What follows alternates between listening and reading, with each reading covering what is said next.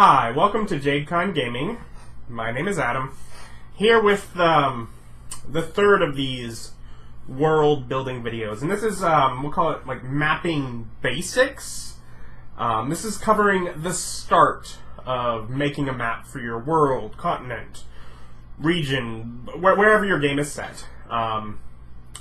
Basically, in this one, focusing first on some alternate options. As with every step of world building, I like to point out that if you like most of world building, but there's certain steps that just don't do it for you, you can skip those ones. And so I'll give some options for that. And then sort of gloss over actually placing features on a map, as that's more opinion related, and I'm sure I'll do something later with that. But go into different ways to actually make a map beyond that. So yeah, starting off, you don't have to make a map, of course. You can look around and repurpose an existing one. Even if your game isn't set in Tal'Dorei, this book came with this map. And particularly if your players don't watch Critical Role, then they're not going to recognize the land of Tal'Dorei, the realm of Tal'Dorei. You can take that existing map, decide that Whitestone is your own city, not the city it was in there, on the show or whatever, not the city it is in the book. It's your own city, but just use an existing map. Or use the map for Greyhawk that you can easily find online, or many old box sets come with maps inside of them, and like some of them, like Red Steel, are a lot more obscure these days. That there's a good chance the players have never seen any of that map. So you can just come to the table, have your nice, cool-looking map, and just redesign what all of the cities and settlements are with an existing map. Or if you want something even less familiar, you can just search online and find the map that someone has made for their own homebrew game and just upload it to the internet and just use that for your home game. A custom map someone's already made for their game, now it's for yours as well. There are just people that have put their maps online. Or you can take a map of Earth. It's easy to find one of those. And you can just sort of fantasify it. Make it fantastic. You know, New Orleans? Well, that's now Orleans. The gnome metropolis. Los Angeles becomes an expansive series of human cities and villages. And Germany is replaced by whatever name you give to the last standing dragonborn empire. It allows you to have a world that feels familiar. You know the major geographical landmarks, etc. Your players know the world. Yet, there's something about it that's your own as you make it fantastic. So you can always just take a map of Earth and decide, changing these bits to fantasy. That works too. Now, if you do wish to make your own map, however, you're embarking on one of my favorite parts of world building. I love building maps. It's a lot of what got me into world building in the first place. And do remember, you don't have to map out a whole planet. You can stick to a simple continent or a smaller region, which typically I do. I've had some games where I have mapped a planet just because that's what I'm doing. But a lot of the time you map a region, and that leaves all the areas off the end of the map free to be expanded upon later. And then even is a good point to point out, in the 5th edition Dungeon Master's Guide, on page 14, they have a single page on mapping your campaign that really just breaks down province, kingdom, and continent scale, and the different ways you can use different scales. Essentially almost the idea of do a broad map of a continent, and then, you know, nest within it. Okay, this area is in more detail on this kingdom map, and even on the kingdom map, this section of the kingdom map is more detailed in this province map. So you could do things like that to only, you know, to do a basic map of a large area, and then more specific maps where you need them. You know, so there's ideas for that in the Dungeon Master's Guide. And to cover, where features on the map get placed very briefly, you can simply just make the map look cool. You can feel free to take inspiration from Earth as far as where different things would be placed, or you can even delve into the science for it if you wish, you know, tectonic plates and etc. If you want to get into that, you can.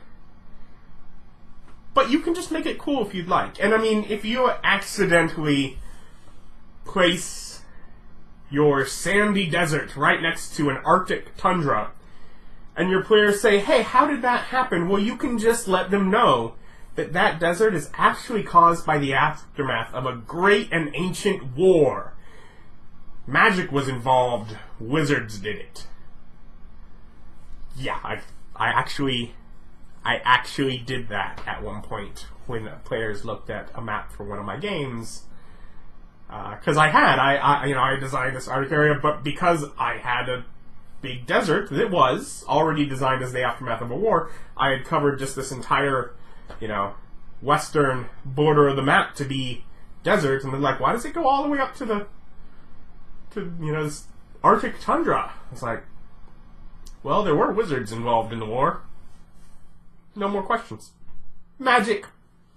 We're in a world of fantasy. So you can just get away with whatever looks cool and works. You can make it work. But yeah, the main topic, I guess, to cover here in this sort of basics of mapping video is simply deciding on the medium in which you will work. And I will not by any means be covering every option, but there are options that are both digital and analog, for lack of a better term. On the digital side, the first and, I'd say most basic, but also most complex. The least helpful for you to be making a map, but also the most free, is just something like GIMP or Photoshop if you've already paid for it, but GIMP is basically a free version of Photoshop. And it's just a general image editing bit of software, which is wonderful for making maps if you have some level of skill as an artist. Now, there are plenty of tools to make digital maps that require no skill as an artist, which you can still make beautiful maps with. Hexographer, which is now Worldographer. I've not really used Worldographer, which is Hexographer 2, but I use Hexographer, like the original one, a lot. If you like hex maps, it makes, that's sort of the style with the hexagons. If you like that style of map, or, that works for you, which it can even be useful for tracking, overland travel and such. So there's definite benefits to hex maps as well. There are both free and paid versions of the software, and it's great. It's easy. You can make some awesome maps. There were a number of years where it was my primary mapping method because I lived out of state from all my buddies I was gaming with. We were gaming online, and it was easy. I had a digital map. It didn't take long, but I could put a lot of thought and work into designing it. It was fun. So that's the digital tool that I personally have used, and I have done some stuff in GIMP as well. But then there are other mapping tools, and I'm sure more than what I'll, mention. But I don't know if I'm pronouncing it right. Asgar's Fantasy Map Generator is, as far as I can tell, a free tool. And it's just sort of like literally a web-based map generator. It gives you quite limited control over the map you're making, though you can go in and tell it, generate landmass and like basically paint land here and lower the terrain to get it into ocean here. So you can alter it, but you can also just tell it to generate maps. And if you don't want to design a map, if we go back to before, but you want a completely unique map, you can let the tool generate a map for you. But then you can go in and you can alter it some, so I'll count it as a tool for making a map. So that's a very simple method. It's free, it's online, you can just use that. There are other software or online platforms. Campaign Cartographer and Wonderdraft both must be purchased to be used, so I have not tried them. But I am aware, and I have seen maps made in both of them. Look beautiful. Incarnate is something you must subscribe to, so I've not used that either. But again, I've seen maps made in that are beautiful, and the same with World Spinner, which actually says it has a free version as long as you don't want to save the maps for very long. But they have images of their maps on their site. It looks pretty. So I'm like, I didn't try it because I didn't want to subscribe to their platform. You know, I don't need it right now. I like my methods of making maps, but there are basically the point being, there are pieces of software designed just to make maps, to make it easy for you to do so. And there are a number of options, and those options certainly expand if you want to, you know, throw down a bit of money for them. And I'm sure there are other options for digital map making tools. Feel free, or even encouraged, to comment below if you build maps with another program, or if you have any opinions on any of those programs I just mentioned that I've not personally used. You know, Asgar's Fantasy Map Generator, I've never really used. I've used enough to play around with, and then also Campaign Cartographer, Wonder Draft, World Spinner, and Incarnate. If you've used any of those and have opinions, positive or negative, comment below, because obviously, you know, I'm not greatly in tune with them, but I am aware that they are cool mapping software out there, and those are some of the options. Then, stepping away from the computer, there are analog methods of creating a map, which at the very basic level, you can take a simple sheet of printer paper and a pen or pencil, and you can draw a map. You can do it. You do not even need artistic, like, real artistic talent. You don't need, you know, obviously, paper and, you know, just printer paper and a pen. Like, you don't need any special tools. They're really cheap. You can just make a map. Actually got permission from my buddy David. Back when we were kids, probably early high schoolish, he drew, or maybe, whatever, late high school, somewhere during that, one of the early games we played, he drew this map here, and he is not an artist, and he is fine to admit that. He's never claimed to be. But it shows the land masses, it has the mountain ranges, the forests, things labeled, the roads, etc. It has everything you need to know how the world is all set up, to know the layout of the landmass. It's not beautiful, but it is absolutely functional. And that was, you know, as kids with no money and, you know, him wanting to build his world but not really having the great artistic talent to do so, he did an amazing job. It worked. We didn't need more than that. So you can just do that. And then as far as analog map making goes, basically you start at that, and then you can alter things, either change what you're drawing with or what you're drawing on. You can, you know, instead of a pen or pencil, you can draw with, you know, fancy markers, or you can paint, you know, whether that's, you know, simple acrylic paints, or you get some water paint, you know, watercolors, or if you go all out and do like an oil painting of your world, you can go all out. If you're an artist, feel free, make beautiful stuff. I am sort of middle range kind of an art talent. Like I have artistic talent, but I'm not like excessively artistically talented. But I do a lot of times, like, that's one of the things I enjoy, is I make some cool maps because I have enough talent that I like doing that, and it makes me feel good when I do. But yes, you can change what you're basically drawing with. And you can change what you're drawing on. You can simply still use paper, but just by taking it from a little sheet of paper to a larger sheet of paper, you can change the scale of your map and make it where it's something you can literally hand the players, and as they hold it up, it looks cool because it's a big old map. And you can still just draw it with pens, or maybe just like a Sharpie kind of marker if it's really big and something. And still have it basically be just as simple, but just changing the scale can make it more impressive. Of course, you can use different kinds of, like a craft paper to give it that brown parchment kind of look, or you can draw on canvas, or paint on canvas, or either, you know, all sorts of options, just changing that, you know, make it on cardboard, or whatever you have. And they're, you know, this is a much bigger category than just what I've mentioned.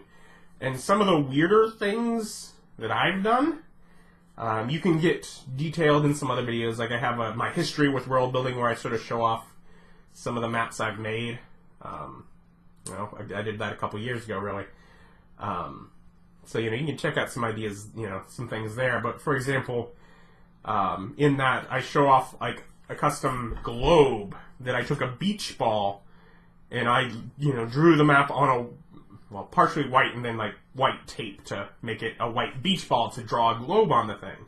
You can do that. Or a 3D crafted cardboard and glue-soaked paper towel piece that I made and then painted up to make a map. There are options. You know, you can go weird, but yeah, you can just do a simple hand-drawn map, printer paper, pencil, make it work. But in general, that's giving us some ideas of how to draw a map. And again, you can take ideas from Earth, or you can make up whatever you want as far as placing your landmarks. You know, your rivers, your mountains, your islands, your continents, your forests, your towns, etc. And I'm sure at some point I'll go over some ideas for how to place them, but really, there's whatever you can come up with. There are things that make more sense than others, but you can always just say a wizard did it. But yeah, so that's, you know, covering that's probably enough for one video just to give you the basics to get you started on making a map. And of course, if you do go out from here, or any, as my world building series continues, if anything inspires you to go make your world, make a map, please share it. I'd love to hear what you come up with. Because I have all sorts of ideas in my head and worlds I build, and I love them. You know, I share them with my players at the table, and then ultimately, because I now record my games, I share them with everyone. And it's so much fun. But there are lots of ideas that are never going to be in my head. They're in perhaps your head or someone else's head. Everyone has their own ideas, and it's just cool to learn and grow from different people's ideas. So share that, you know, down below if if you make your own map or something like that. Let me know.